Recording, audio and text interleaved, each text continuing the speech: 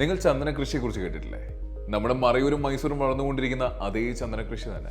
നമ്മുടെ നാട്ടിൽ തെങ്ങും കവുങ്ങും റബ്ബറും വളർത്തുന്ന പോലെ ഇനി ചന്ദനവും വളർത്താൻ സാധിക്കുമെന്ന് പറഞ്ഞാൽ നിങ്ങൾ വിശ്വസിക്കും? നമ്മുടെ കാലാവസ്ഥയ്ക്കും ഭൂപ്രകൃതിക്കും വളരെ അനുയോജ്യമായ ഒന്നാണ് ശരിക്കും ചന്ദനം. മിതമായ മഴയും നല്ല സൂര്യപ്രകാശവും ലഭ്യമായ വരണ്ട ഈർപ്പമുള്ള കാലാവസ്ഥയാണ് ചന്ദനത്തിന്റെ വളർച്ചയ്ക്ക് ഏറ്റവും അനുയോജ്യം. കേരളം പോലെയുള്ള ഉഷ്ണമേഖലാ പ്രദേശത്ത് വളർത്താൻ പറ്റിയ വൃക്ഷമാണ് ചന്ദനം. കൃത്യമായി പറഞ്ഞാൽ 12 മുതൽ 35 ഡിഗ്രി സെൽഷ്യസ് വരെയാണ് അനുയോജ്യമായ ടെമ്പറേച്ചർ.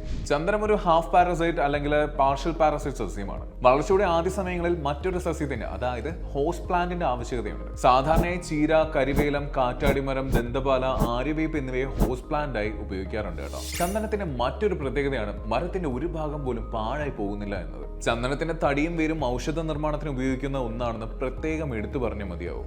10 മുതൽ 15 മീറ്റർ വരെ നീളവും 1 മുതൽ 2.5 മീറ്റർ വരെ ചുറ്റളവും ചന്ദനമരത്തിന് സാധാരണയായി ഉണ്ടാവാറുണ്ട്. 15 വർഷം വരെ വളർച്ചയെത്തിയ ചന്ദനമരത്തിന് 180 മുതൽ 200 കിലോഗ്രാം വരെ തൂക്കം വരും. അതിൽ കാതൽ മാത്രം നോക്കിയാൽ ഏകദേശം 20 കിലോയോളം ഉണ്ടാവും. ഈ കൃഷി രീതികൾക്ക് അനുസൃതമായി തന്നെയാണ് കേരളത്തിലെ വയനാട്ടിൽ നിലവിൽ ജസ്പേഡിന്റെ പ്രോജക്ട് നടന്നു വരുന്നത്. കൃത്യമായ പഠനത്തിനും വിശകലനത്തിനും ശേഷമാണ് തൈനടൽ ഉൾപ്പെടെയുള്ള കാര്യങ്ങളിലേക്ക് അവർ നീങ്ങിയത്. ഇനി വർഷങ്ങൾ കൊണ്ട് സുഗന്ധം പരത്തുന്ന, പണം കായ്ക്കുന്ന മരങ്ങളായി അവ മാറുകയും ചെയ്യും.